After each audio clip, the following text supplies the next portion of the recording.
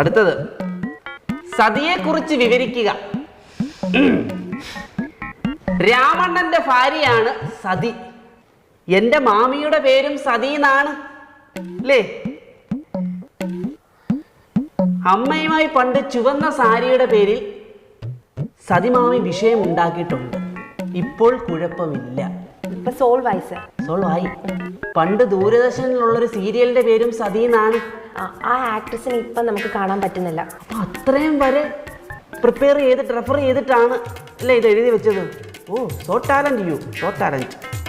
സതിമാമിയുടെ മോനെ എനിക്ക് കല്യാണം കഴിക്കാൻ ആഗ്രഹമുണ്ട് സാർ, സാർ കനിയണം.